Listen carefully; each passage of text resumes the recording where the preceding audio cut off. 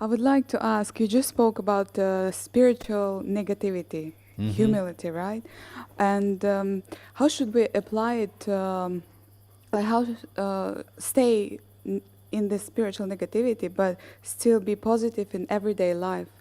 It's necessary, right? Yes, We right. shouldn't be negative. No, that's what I'm It saying. should be separate, like, Yeah, and here, what I'm saying, we're redefining negativity.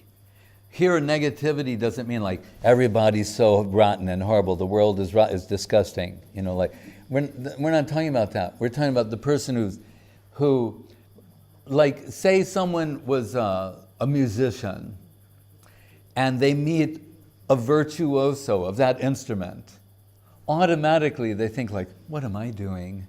Like, I don't even want to touch my instrument. They're so great. They're like, what I'm doing is an offense compared.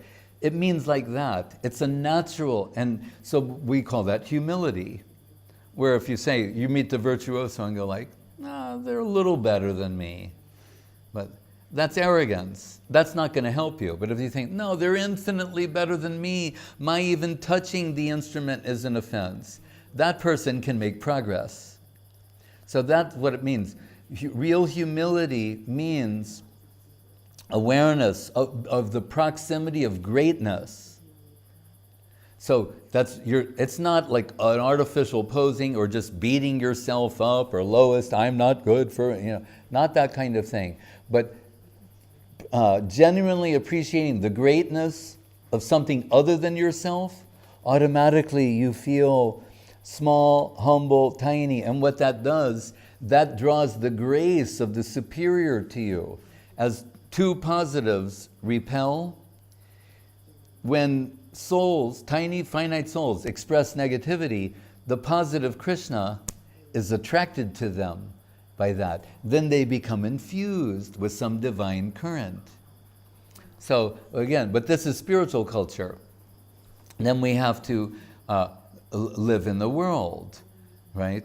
And ironically, in the modern world, and just we could say women in particular, it's ironic that in the modern world, women are being told that they should be not only, lean in, assertive, but to the point of being like male aggressive, to like compete in this like Darwinian survival of the fittest contest, the Hunger Games or whatever's going on out there. Like, so women are told like, your natural feminine qualities won't be an asset in this environment. Rather, you'll have to become more like a male and assertive to the point of being aggressive and these things, which from a spiritual point of view are not desirable qualities. So then that devotee being awakened, they're aware like, it's an act. I'm not really like that, but I may have to play that part in this environment to be successful or to do my job or whatever it is, but I don't want to be that. I don't want to be that person. Right? So what I'm thinking of, there was many of Mahaprabhu's devotees were doctors. So this one, we were talking about Mukunda, Vaidya. Vaidya means doctor, like Ayurvedic doctor. And he was the court doctor of the Muslim governor at the time. And he would come and give him medical advice. And one time they're like on a veranda and the hot sun is shining down, and one of the governor's attendants was shielding him from the sunlight with a peacock feather, fan. We have a fan and it's made of many peacock feathers. So he's shielding him like that. And Mukunda's giving him medical advice, just straight medical advice. He's a doctor, he's confident, qualified, everything. But he sees those peacock feathers. And he's a great devotee. And when he sees the peacock feather, just like the verse I quoted before, barha means a peacock feather. Barha pidam naravara bapu karni o karni. He starts seeing like Krishna. And then into the spiritual world, and Krishna and his pastimes, Krishna and the devotees, and he's having this overwhelmingly divine experience. He leaves this world and enters the spiritual world, and like live, real-time, live streaming Leela pastimes. And this causes him to enter a deep state of ecstasy, and he faints and falls onto the floor. Then that governor, they like wake him up, they go like, where does it hurt? And he goes, no, I'm fine. And because he is a great devotee, he's concealing his position. He said, I have like epilepsy. And every now and then I have like one of these seizures, but I'm okay now. And they go, oh, we were worried, right? So, I mean, this is an extreme example, but it's like a high-level devotee. But it's showing he could operate in the material world as a doctor, totally qualified, confident doctor, but certain things would bring about some deep internal remembrance of Krishna consciousness. And if we want to learn something from this, he is keeping it to himself, we'll say. I don't expect you like to faint and fall out of your chair onto the floor in remembrance. But when you're operating in the world, from time to time, something may pleasantly remind you of Krishna consciousness. Some beautiful remembrance may come to you, and it'll be something that is between you and Krishna and his devotees. Others may not know that. And actually, it's like, say, like when people are in love, but they have to go to work. I'll give another example. So, like, you're not supposed to show everybody that you're madly in love, right? Otherwise they go, hey, look at me, like. So they're at work, they're doing all this stuff, but actually they're madly in love with somebody. They're always thinking about them, worrying about them, texting them. They're doing all kinds of things. But in a sense, we can say, they're putting on, no, I'm here, I'm very present, I'm on my job, I'm doing it, I'm fine. And probably they are, but at the same time, if we could have a glimpse into their heart, you say, really, they're thinking about the beloved. And that's a sweet and beautiful thing. So it can be like that also with Krishna consciousness. Somebody's functioning in the world, but when it comes to this stuff, it's internal culture and can only be shared with people who have some genuine appreciation for that.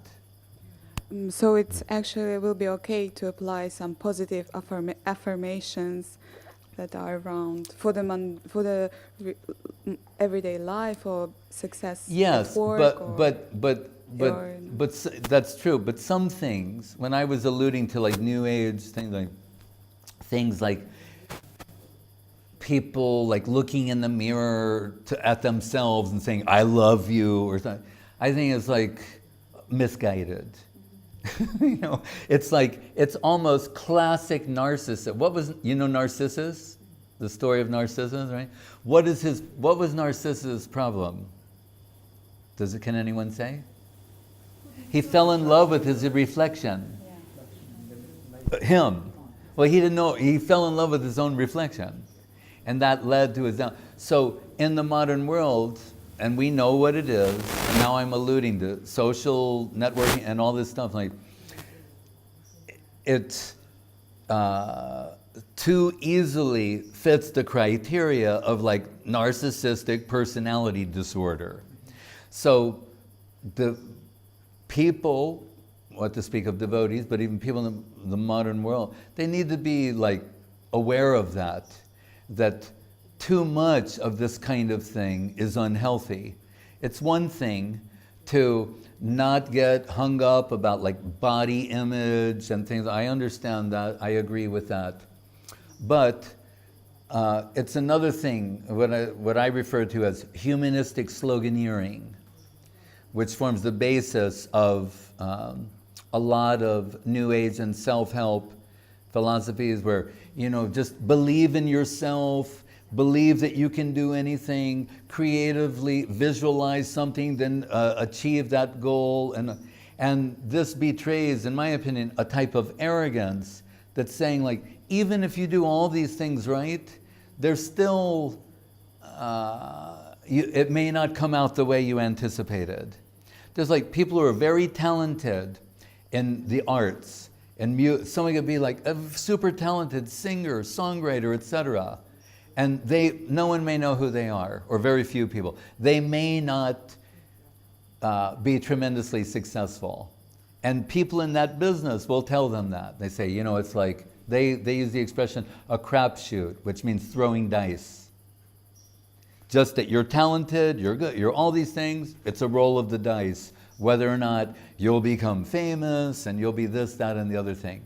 So to tell someone, basically, that you can control the world by creative visualization, you will, whatever it is you want, you will achieve that if you just visualize that and do what? Believe in you. Not in any higher power or anything else, just in yourself and your abilities alone, you will get this. I think it's misleading, to say the least. The humble approach is like, so whatever assets I have in terms of skill, intelligence, etc., if a devotee will think, if Krishna's willing, there'll be some success here. If not, maybe there's a message in that also.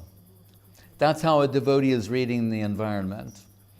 Guru Maharaj mentioned, in Bhagavad Gita, Krishna recommends tolerance, saying like seasonal changes, it's hot, it's cold, it's raining, the sun, you have to tolerate it, right? Heat and cold, happiness, distress, etc. But in the Srimad Bhagavatam, Guru Maharaj says, it goes deeper and says, whatever circumstances, karmic circumstances you find yourself in, sometimes or often they may not be to your liking, and you may feel some resentment about that, like, what am I doing wrong? Or I think I'm a good person, I'm trying to do good things, I'm not getting the result that I anticipated. He said, understand, on a deeper examination, superficially it's undesirable and making us unhappy, it's a cause of anxiety. He said, but if you look deeper, he said, you will see in the background the friendly hand of Krishna. Who's controlling everything, and we must admit, it's beyond our control. Right? So he said, who is controlling everything? This we need to understand. Is my friend or my enemy? Has my self-interest at heart?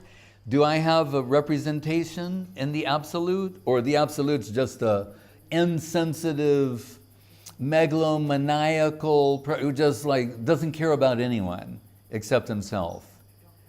Will that be our conception of God or the Supreme Being? Or as here in this world, that we can care about other people, be sensitive to their needs? Like, so is he, in principle, inimical to us, an enemy, or a friend?